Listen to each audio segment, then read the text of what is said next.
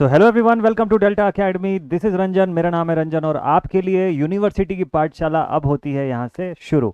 तो यूनिवर्सिटी की पाठशाला में आज का जो सेशन है ये बड़ा ही इंपॉर्टेंट है, क्योंकि आज हम लोग बहुत बेसिक्स के जो कंडीशंस हैं, जो लॉज हैं, उनको समझने वाले हैं। तो ओम्स लॉ और किरचॉफ्स लॉ, ये दोनों ही बड़े इंपॉर्टेंट है सर्किट सॉल्विंग में, और ये दोनों आज की क्लास में हम लोग स्टार्ट करेंगे। ठीक है, कोशिश करूंगा क्लास को as short as simple and short के फॉर्म में रखने का। लेकिन इसमें क्या क्या सीखेंगे, पहले मैं आपको कंटेंट बता दूं, उसके बाद फिर आपको उस कंटेंट के पॉइंट पर लेकर के चलता हूं। ठीक है, तो Ohm's law and Kirchhoff's law is today's topic. Let us begin. आप किसी भी यूनिवर्सिटी के स्टूडेंट हैं, आपका अगर एग्जाम अभी आने को है, आप फर्स्ट ईयर के स्टूडेंट है, बेसिक इलेक्ट्रिकल इंजीनियरिंग अगर आपके एग्जाम का सब्जेक्ट है, तो आप बिल्कुल सही जगह पर सही वीडियो देख रहे हैं। आपको पूरा का पूरा कंटेंट इस पूरी की पूरी जो सीरीज चल रही है यूनिवर्सिटी की पाठशाला सीरीज, इसके अंदर आपको फर्स्ट ईयर का कंटेंट हमेशा लगातार मिलता रहेगा। ठीक है, चलिए लेट अस बिगिन। आज के इस वीडियो का, ये जो वीडियो आप देख रहे हैं, इसका कंटेंट क्या क्या है, इसमें आप पढ़ेंगे Ohm's law, then circuit terminologies का बेसिक्स मैं आपको पूरा बताऊंगा, जैसे कि मेश क्या होता है, नोड क्या होता है, लूप किसको बोलते हैं, ब्रांच किसको बोलते हैं। बहुत सारे बच्चे देखिएगा ब्रांच बताने में ही गलती कर देंगे। ठीक है, तो इस टाइप की जो बेसिक्स होती है, अगर ये हमारा फंडामेंटल क्लियर है तो क्वेश्चन सॉल्विंग तो वैसे ही हो जाएगा आपसे। ठीक, देन इसके बाद किरचॉफ लॉ का बेसिक्स बताऊंगा मैं आपको, सॉल्विंग पार्ट अगले वीडियो में आपको करवाऊंगा। ठीक है, चलिए अब शुरुआत करते हैं यहाँ से। सबसे पहले बात करते हैं ओम्स लॉ की। तो what is Ohm's law? Ohm's law जो होता है वो क्या स्टेट करता है, मैं आपको ये फंडामेंटल स्टेटमेंट पर लेकर के आऊँ, उससे पहले मैं आपको थोड़ा सा डिटेल में, थोड़ा सा बेसिक्स पर लेकर के चलता हूँ। देखिए, जब हम ओम्स लॉ की बात करते हैं तो हमारे दिमाग में चलता है v is equals to I into R. ठीक, हमारे दिमाग में सबसे पहला जो थॉट आता है that is always v is equals to I into R. हम लोग बोलते हैं v is equals to I into R, बोलने का मतलब है कि v प्रोपोर्शनल टू आई रहा होगा। ठीक, और दूसरा ऑप्शन बनता है कि i प्रोपोर्शनल टू v, तो i is equals to v by R. अब बताइए दोनों में से कौन सा वाला ओम्स लॉ है, दोनों में से कौन सा वाला सही स्टेटमेंट है, which one is the right statement? तो अब देखिए, इसका दोनों का डेफिनेशन जो है वो अलग अलग फॉर्म में है। आप जब पढ़ते हैं ओम्स लॉ को, ओम का नियम जब पढ़ते हैं, जॉर्ज साइमन ओम ने इसको फॉर्मुलेट किया था, ड्राफ्ट किया था कि सर्किट का वोल्टेज करंट और सर्किट के अंदर जो अपोजिशन ऑफर होता है उस करंट को, ये आपस में एक दूसरे से कैसे रिलेटेड है। तो उन्होंने दो फंडामेंटल से बताया था, और मैक्सिमम लोग इसको समझ इसलिए नहीं पाते हैं क्योंकि वोल्टेज जो है दोनों जगह पे दो अलग अलग मीनिंग रखता है, मतलब मायने जो है वो वोल्टेजेस के, वो in both the places it is different. कैसे? देखिए, जब हम ओम्स लॉ की बात करते हैं, ओम्स लॉ को समझने से पहले छोटी सी एक टर्मिनोलॉजी समझिएगा जो वोल्टेज के रिस्पेक्ट में मैं आपको बताने जा रहा हूं। मान लीजिए आपके पास में एक पानी का टैंक है। ठीक है, ये पानी का टैंक जो है, टैंक ए, ये पानी से पूरी तरह से भरा हुआ है, और टैंक बी पूरी तरह से खाली है। हुँ? और इन दोनों टैंक्स के बीच में ये पाइप जो है ये मैंने कनेक्ट कर रखा है, सपोज कर लीजिए। ठीक है, ये पाइप जो है मैंने कनेक्ट करके रखा हुआ है, इसके ऊपर ऐसे वॉल्व जो है वो लगा हुआ है। ठीक, तो इस वॉल्व को जैसे जैसे मैं खोलूंगा तो क्या होगा, ये पानी ए से घटना शुरू होगा और बी की तरफ जाना शुरू होगा।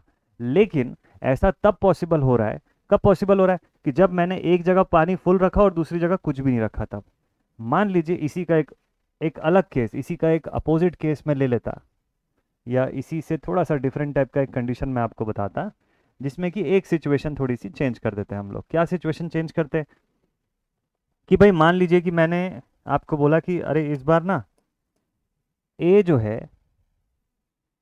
ये आधा ही भरा हुआ है, और इसके साथ साथ ये बी वाला जो पार्ट है वो भी पानी से आधा भरा हुआ है। ठीक, ये बी वाला जो सेक्शन है, if this is also half filled with the water, a और बी दोनों पर पानी का लेवल जो है इट इज ऑल सेम।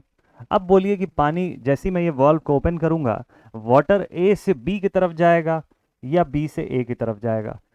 तो आपका राइट आंसर जो है वो यही है कि अब पानी जो है सर इसमें फ्लो ही नहीं होगा, नो फ्लो ऑफ वाटर। जबकि इस वाले केस में पानी का फ्लो होगा, कहाँ से कहाँ, ए से बी की तरफ। क्यों ऐसा हुआ? बिकॉज यहाँ पर ना पोटेंशियल में डिफरेंस नहीं था, यहाँ वाटर के प्रेशर में, लेवल में अंतर नहीं है, दोनों जगह प्रेशर बराबर है।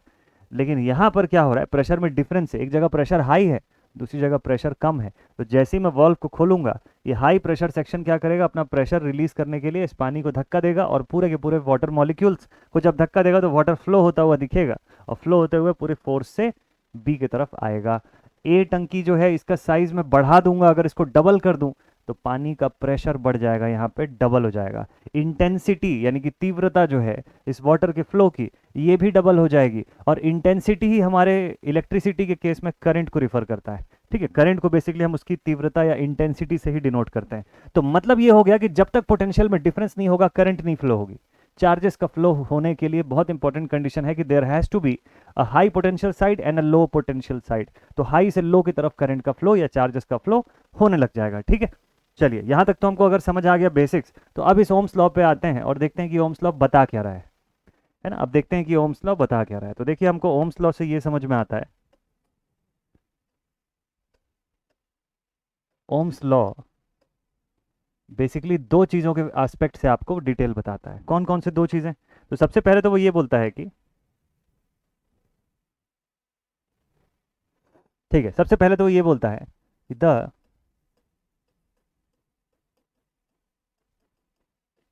The potential across any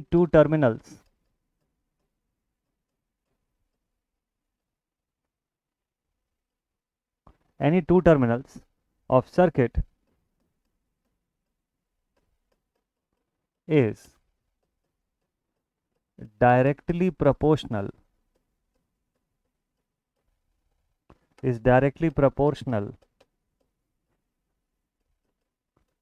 to the current flowing through it, ठीक है, to the current flowing through it. मतलब क्या कंडीशन हो गया कि ये बोल रहा है कि ये जो पोटेंशियल होगा it will be directly proportional to the current flowing through the section. ये कैसी बात हुई? अभी तो हम लोगों ने एग्जाम्पल में देखा था, आपके माइंड में तुरंत आएगा कि सर अभी तो हमने एग्जाम्पल में देखा कि पहले पोटेंशियल अप्लाई करते हैं फिर उसकी वजह से करंट फ्लो होती है। लेकिन यहाँ प्रोपोर्शनैलिटी का साइन कुछ और ही बता रहा है। यहाँ बता रहा है कि करंट जितनी होगी उस पर निर्भर करेगा कि पोटेंशियल कितनी बनेगी वहाँ पे। तो सीन क्या है पता है? ये जो है ये कुछ अलग टाइप का सीन है। क्या सीन है? यहाँ जो पोटेंशियल की आप बात कर रहे हो that is nothing but the potential drop. यहाँ जो वोल्टेज आप देख रहे हो ना, ये और कुछ नहीं है, वोल्टेज ड्रॉप की बात कर रहा है यहाँ पे। देखिए मान लीजिए आपकी सर्किट में ऐसे दो रेजिस्टेंस हैं, ठीक, एक 2 ओम का है, एक 3 ओम का है। आपके पास एक वोल्टेज सोर्स है इस तरीके से and it is having a value of 10 volts. तो अगर मैं बोलूं कि पोटेंशियल ड्रॉप कहीं पे कितना हो रहा है, यानी कि वोल्टेज का ड्रॉप वहां कितना हो रहा है, किस पर, मान लो 3 पर मैं आपको पूछूं इसका वोल्टेज ड्रॉप बताइए, तो ये कैसे बताएंगे आप कि कितनी करंट फ्लो हो रही होगी? उसी के आधार पर बताएंगे ना कि आप क्या करेंगे, V D is equals to, you will write I in to R. अब आई की वैल्यू क्या है पहले आप वो पता लगाएंगे, अब उससे जो करंट मिलेगी उसके आधार पर ड्रॉप पता चलेगा। मान लीजिए थोड़ी देर के लिए कि मैं आपको इस सोर्स की पोटेंशियल बताऊं ही ना, ठीक है, मैं आपको इस सोर्स की वैल्यू नहीं बता रहा हूं, आपको नहीं पता कितने का सोर्स है, तो आप सबसे पहले तो ये देखेंगे कि करंट कितना है यहाँ पे। करंट की वैल्यू अगर मैं आपको बोलूं कि करंट आई की वैल्यू 2 एम्पियर है, तो आपका ड्रॉप कितना आएगा? 2 इंटू 3 6 वोल्ट्स का आएगा। लेकिन अगर यही करंट की वैल्यू को चेंज करके मैं डबल कर देता हूँ, अब मैं आपको करंट बोलता हूँ कि 4 एम्पियर की है, बोलिए अब आपका वोल्टेज ड्रॉप कितना हो जाएगा? डबल होगा कि नहीं होगा? 4 3 जा 12 वोल्ट्स। इसी की बात कर रहा है ये नियम यहाँ पर। तो वो जो हम लोग लिखते हैं v is equal to I into R, वो वहीं से निकल के आता है। कांस्टेंट के फॉर्म में हम लोग r को लिखते हैं, लीनियरिटी हम लोग यहाँ से शो करते हैं, वी आई कैरेक्टरिस्टिक जो होता है वो इस तरीके से हम लोग यहाँ से बनाते हैं इसकी, और हमको v is equal to I R इस पोर्शन पर मिलता है, ठीक है। लीनियरिटी को फॉलो कर रहा है, v प्रोपोर्शनल टू आई इसीलिए बोलते हैं। इसीलिए जब लीनियर एलिमेंट आप लिखे तो वहां पर लिखे कि जो भी एलिमेंट वी आई जिसके प्रेजेंस से v और i का रिलेशन कांस्टेंट चलता है वो लीनियर एलिमेंट होता है बाय डिफॉल्ट। इसको इस तरीके से भी आपने डिफाइन किया, तो ओम का नियम यही बोलता है। लेकिन इस सब को होने के लिए एक बेसिक कंडीशन रिक्वायर्ड है कि सभी फिजिकल कंडीशंस कांस्टेंट होने चाहिए। ये नहीं लिखेंगे तो ओम्स का नियम का वायोलेशन हो सकता है, ठीक। तो इसको जरूर से कहीं पर मौका देख के अगल बगल कहीं लिख दीजिएगा, when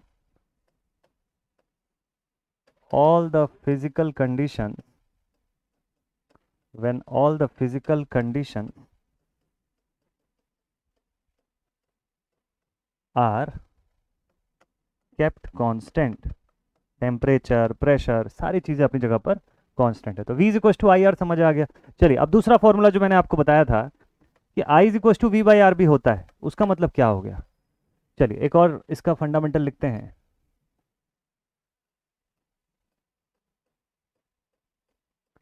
the current flowing through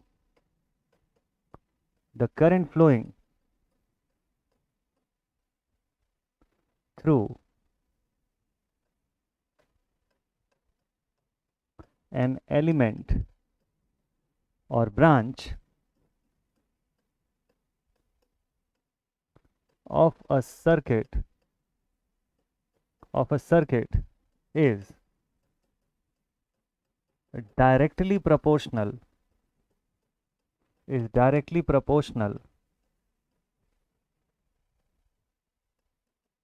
to the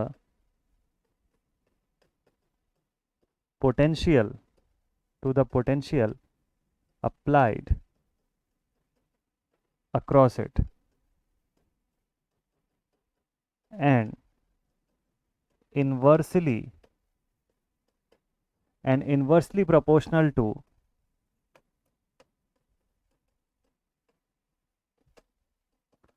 the resistance offered.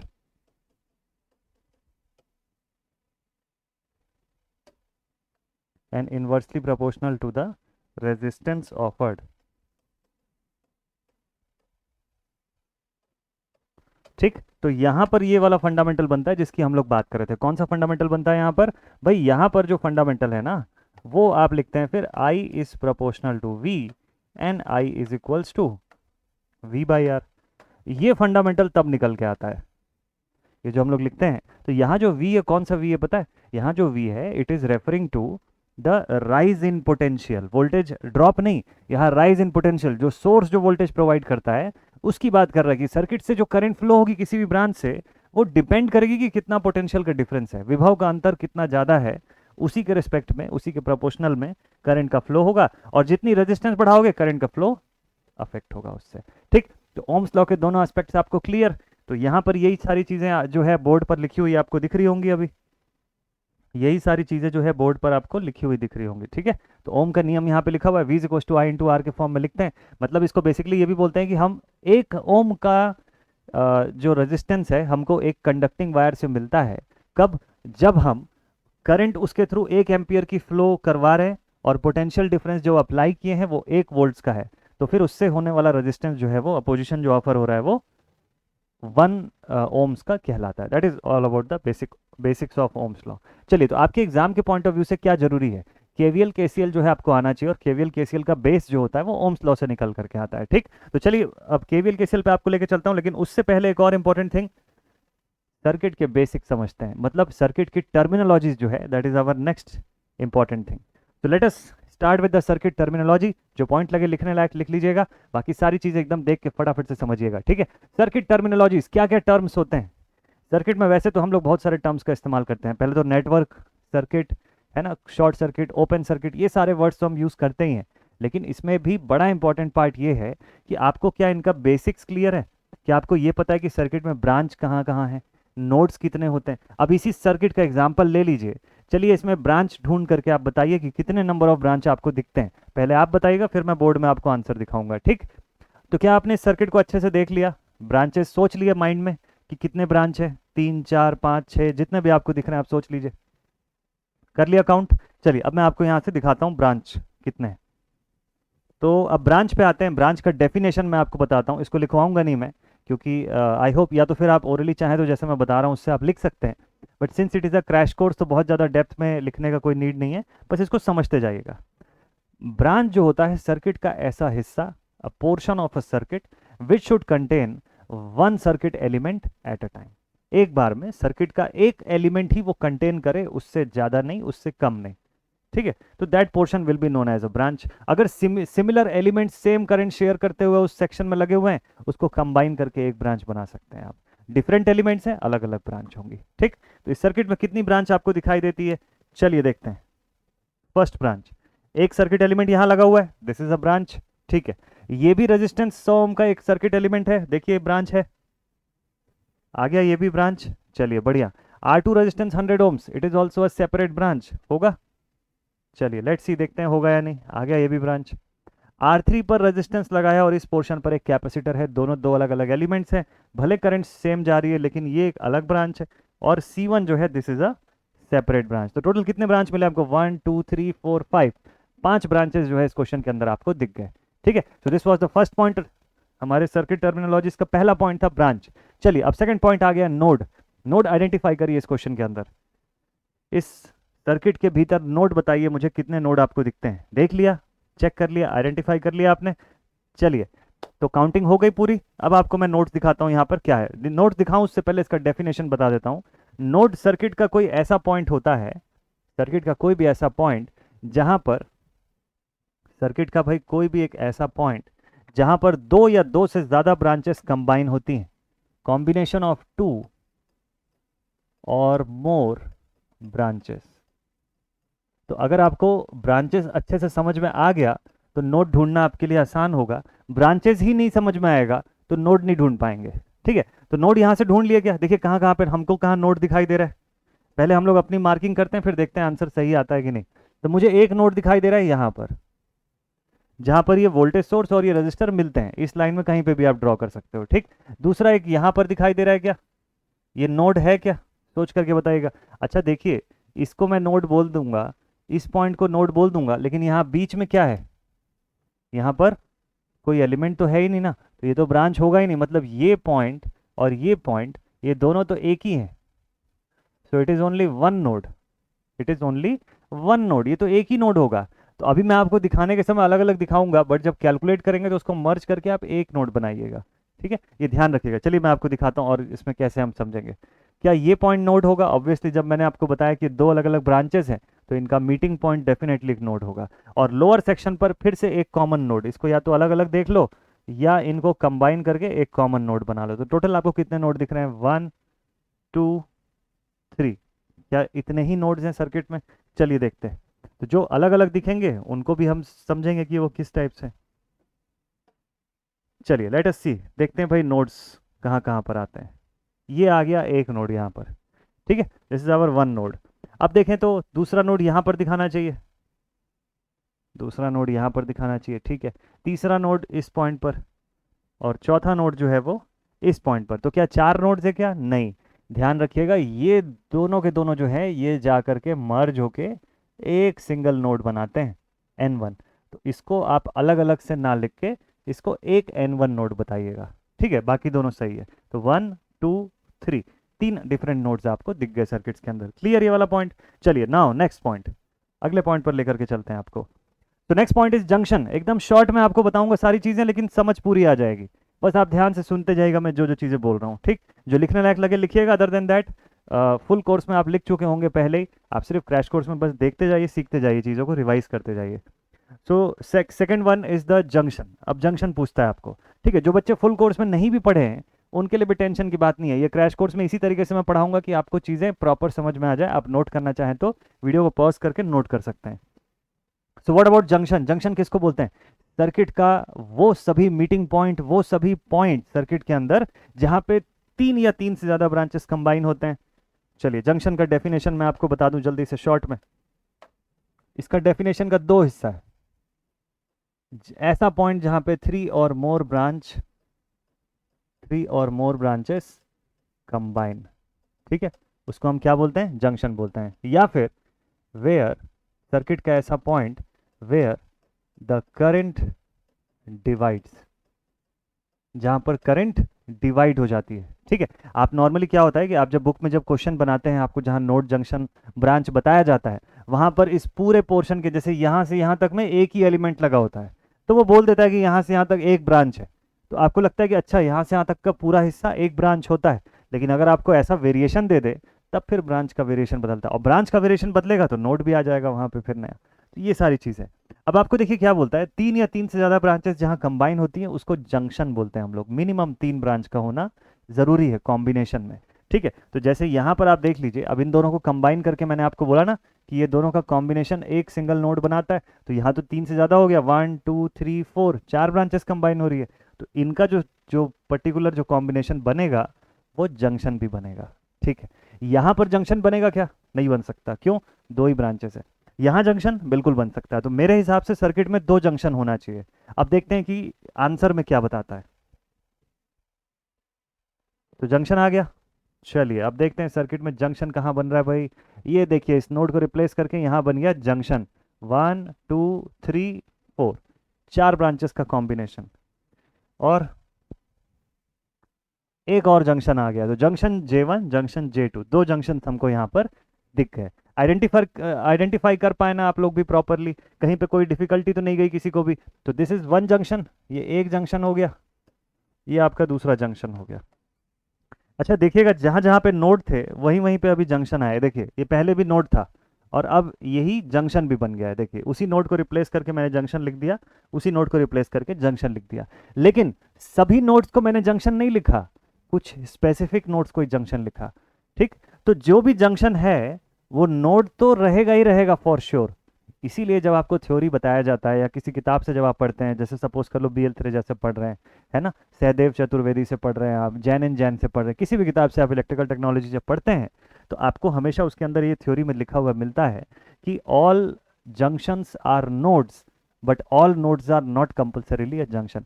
Her junction node तो होगा ही होगा पहले। अब देखिएगा दोनों जंक्शन जो मैंने आपको बताया वो पहले से नोड था, है ना, लेकिन हर नोड को मैंने जंक्शन नहीं बोला। जैसे ये भी नोड है लेकिन जंक्शन तो नहीं है ना ये, बिकॉज वो क्राइटेरिया फुलफिल नहीं कर रहा है जंक्शन होने की। देखिए दोनों नोड को मैंने जंक्शन बता दिया आपको, ठीक है। So this is all good. चलिए नेक्स्ट अगले पॉइंट पर आते हैं हम लोग। नेक्स्ट पोर्शन होता है mesh. What do you mean by the word mesh? Mesh का मतलब होता है एक बंद हिस्सा, एक क्लोज्ड हिस्सा सर्किट के अंदर का, और ऐसा elementary closed path of a circuit which do not contain any other closed path inside it. Circuit का वो बंद डब्बा, वो बंद हिस्सा जो अपने अंदर कोई दूसरा बंद हिस्सा ना कंटेन करता हो, जो अपने अंदर कोई भी दूसरा बंद हिस्सा ना कंटेन करता हो। जैसे कि जैसे ये वाला पूरा पोर्शन, इसको मैं एक मैश बोल सकता हूँ। ये वाला पूरा पोर्शन, इसको एक मैश बोल सकता हूँ। ये पूरा portion, this is also a mesh. ठीक है, ये इतने तो मैश दिख सकते हैं। लेकिन अगर कोई आपको बोले कि भैया ये बाहर का हिस्सा भी मैश होगा, तो बात गलत हो जाएगी। क्यों? क्योंकि इस बाहर के हिस्से के अंदर 3 मैश पहले से ही हैं, तो उसको तो मैश नहीं बोल सकते हम लोग। ठीक है, so what is a mesh? मेरे हिसाब से 3 मैश दिखने चाहिए इस क्वेश्चन के अंदर। चलिए देखते हैं। तो सर्किट के अंदर का पहला मैश,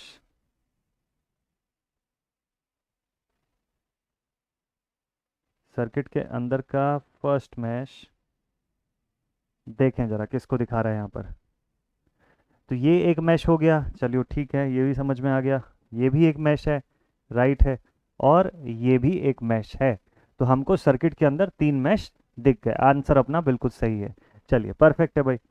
नाउ नेक्स्ट पॉइंट, अगला पॉइंट है हमारा लूप। लूप किसको बोलते हैं? लूप और मैश भी एक जैसे है। जैसे जंक्शन और नोड को एक जैसे देखने में समझ में आता है ना एट ए टाइम, मैश और लूप भी काफ़ी हद तक एक जैसे हैं। बस एक छोटा सा डिफरेंस है कि लूप में ऐसा कोई बाउंडेशन नहीं है कि उसके अंदर कोई और क्लोज हिस्सा नहीं हो सकता। एक लूप के अंदर 10 छोटे छोटे लूप हो सकते हैं, कोई दिक्कत की बात नहीं है। तो मतलब जो आउटर मोस्ट पोर्शन मैंने बना के दिखाया था आपको, ये लूप कहलाएगा।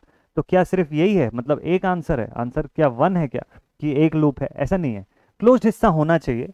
इट मे और it may not contain any other close path inside it. मतलब एक ऐसा सर्किट का बंद हिस्सा जो अपने अंदर और भी छोटे बंद हिस्से कंटेन कर भी सकता है, नहीं भी कर सकता है। In both the cases you can call it a loop. लेकिन मैश होने के लिए कंपलसरी है कि उसके अंदर कोई दूसरा क्लोज्ड पाथ नहीं होना चाहिए। ठीक है, तो अब बताइए लूप कितने दिख रहे हैं? तो मतलब ये जो 3 मैंने पहले बताया था आपको मैश के तौर पे, ये तो लूप है ही है। इसके अलावा बाहर का हिस्सा जो है वो भी लूप होना चाहिए। मतलब मेरे हिसाब से 4 होना चाहिए इसके अंदर लूप्स। ये देखिए, ये जो बाहर का हिस्सा आपको दिखाई दिया ग्रीन कलर से, ये भी एक लूप है। जबकि ब्लू कलर से जो मैंने 3 ड्रॉ करके रखे हैं, ये तो लूप है ही। तो एक चीज समझ में आ गया कि लूप जो है, यानी जितने भी मैश मैंने बताया आपको, वो पहले से ही लूप है। लेकिन हर लूप मैश नहीं बना। ठीक है, हर मैश लूप जरूर होता है, लेकिन हर लूप मैश नहीं होता है। तो यहां से भी डेफिनेशन क्लियर हो गया आपको कि all the mesh are loops but all loops are not mesh. इतना डेफिनेशन अगर आपको क्लियर है, तो सर्किट में आगे चल के अभी केवीएल केसीएल की जितनी टर्मिनोलॉजीज हम लोग यूज करेंगे, आपको सारी की सारी A to Z समझ में आ जाएगी। क्लियर सभी को? चलिए बढ़िया, वेरी गुड। अब आपको आज के लास्ट टॉपिक पर लेकर के चलता हूं इस वीडियो के। इस वीडियो का लास्ट टॉपिक जो है that is Kirchhoff's law, Kirchhoff का नियम, जिसको प्रपोज किया था गुस्ताव किरचॉफ ने सन 1845 में। जर्मन फिजिसिस्ट थे ये, और ये बीइंग अ जर्मन फिजिसिस्ट इन्होंने सर्किट को सिंप्लीफाई करने के टेक्निक्स जो है वो डेवलप किए थे। ओम्स लॉ से पहले सर्किट्स को सॉल्व करते थे, और इनका जो नियम है वो भी ओम्स लॉ के ऊपर ही बेस करता है। ओम्स लॉ का और ज़्यादा इलेबोरेटेड फॉर्म है, लेकिन यहाँ जो बेसिक फंडामेंटल है वो है कंजर्वेशन ऑफ एनर्जी का। ठीक है, तो कंजर्वेशन ऑफ एनर्जी जो है उसके फिनोमिना को इन्होंने यूज किया, ओम्स लॉ के साथ मर्ज किया, और उससे जो लॉ निकल के आया that became the Kirchhoff's law. तो किरचॉफ ने ये समझा कि कंजर्वेशन ऑफ एनर्जी और कंजर्वेशन ऑफ चार्ज दोनों का फंडामेंटल अगर हम सर्किट में अलग अलग अप्लाई करें तो हम सर्किट के अंदर से डिस्ट्रीब्यूशन ऑफ चार्जेस या डिस्ट्रीब्यूशन ऑफ पोटेंशियल जो है वो कैलकुलेट कर सकते हैं। और उसी से इन्होंने दो नियम जो है वो कैलकुलेट करके बनाए, दो वर्किंग स्ट्रैटेजीज या वर्किंग मेथड जो है सर्किट के रिडक्शन टेक्निक्स जो है वो दो फॉर्म में डेवलप किए। पहला कहलाया इसके अंदर से किरचॉफ करंट लॉ और दूसरा कहलाया किरचॉफ्स वोल्टेज लॉ। तो कभी कभी क्वेश्चन में पूछता है which is known as Kirchhoff's first law, तो first law is always KCL। ठीक है, और फिर पूछता है Kirchhoff second law that is KVL। कैसे याद रखोगे, देखो C और V में से अल्फाबेटिकल ऑर्डर में पहले कौन आता है, C आता है ना। अल्फाबेटिकल ऑर्डर में C पहले आता है और V तो बहुत देर के बाद आता है लास्ट में। तो C पहले आया तो this is the first law, V जो है वो आखिरी में आया, बाद में आया, तो सेकंड लॉ है वो। बाकी K और L तो है ही किरचॉफ जी का। ठीक है, तो ये सारा कुछ तो है। तो इस हिसाब से आप याद रखिएगा, कभी एग्जाम में कभी कभी ये भी पूछ लेता है। ठीक, अब दोनों लॉ को मैं इलेबोरेट करूंगा आपके लिए और थोड़ा सा समझते हैं इसको। किरचॉफ करंट लॉ जो होता है ये बोलता है कि टोटल करंट किसी जंक्शन में या किसी पॉइंट पर सर्किट की जो एंटर कर रही है उतनी ही बाहर निकलेगी, उससे कम या ज़्यादा नहीं हो सकता। ठीक, law of conservation of charge की बात कर रहे हैं ये। और किरचॉफ का वोल्टेज का नियम जो है वो ये बोलता है कि एक बंद हिस्से में, क्लोज्ड लूप के अंदर, अब तो लूप का डेफिनेशन पता है आपको, तो एक क्लोज्ड लूप या क्लोज्ड मैश के भीतर जितना EMF आप प्रोवाइड करेंगे उतना ही वोल्टेज का ड्रॉप हो सकता है, जितना इनपुट आप पोटेंशियल देंगे उतना ही ड्रॉप पोटेंशियल होगा, ना उससे कम ना उससे ज्यादा। समझ गए दोनों पॉइंट्स। तो first one is known as KVL, second one is known as first one is KCL, second one is known as KVL। और ये दोनों ही नियम जो हैं ये सर्किट को सॉल्व करके उसके किसी भी ब्रांच के इलेक्ट्रिकल पैरामीटर्स को कैलकुलेट करने के लिए यूज होते हैं। क्या दोनों को एक ही सर्किट पे अप्लाई कर सकते हैं? श्योरली अप्लाई कर सकते हैं। जितने भी क्वेश्चंस आप KCL से बनाते हैं वो सारे के सारे क्वेश्चंस KVL से बन सकते हैं, and vice versa is possible. और दूसरा चीज कि क्या ऐसा कुछ है कि हम KCL से खाली करंट निकाल सकते हैं और KVL से खाली वोल्टेज निकाल सकते हैं? ऐसा बिल्कुल भी नहीं है। किरचॉफ करंट लॉ जो है वो कंजर्वेशन ऑफ चार्ज के ऊपर बेस करता है, तो वो करंट्स को इस्तेमाल करता है, सर्किट की ब्रांच करंट जो है उसका यूज करता है और उसके हेल्प से सिंप्लीफाई करके आपको बताता है कि अगर हमको करंट्स नोन हो सभी ब्रांचेस के तो भी हम सर्किट के अननोन पैरामीटर्स को बता सकते हैं। सिमिलरली KVL जो है वो क्या करता है, वो सर्किट के सारे नोन पोटेंशियल्स या EMFs का इस्तेमाल करता है और उसके हेल्प से वो आपको बताता है कि आउटपुट जो है या सर्किट के बाकी के पैरामीटर्स किसी ब्रांच के हैं वो कैसे पता चल सकते हैं या उसकी वैल्यूज कितनी है। ठीक, तो इनका सिंप्लीफिकेशन, इनका एप्लीकेशन जो है वो हम लोग देखेंगे।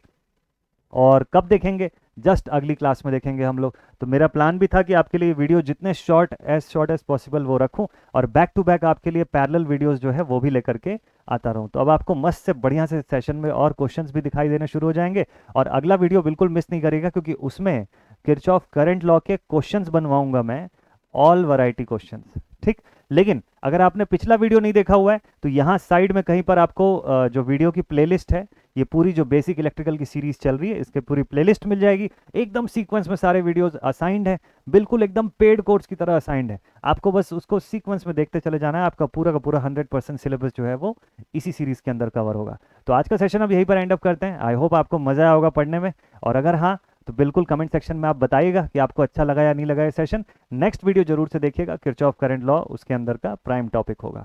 मिलते हैं नेक्स्ट वीडियो में। Take care all my dear students and thank you so much for connecting. Stay connected and Jai Hind.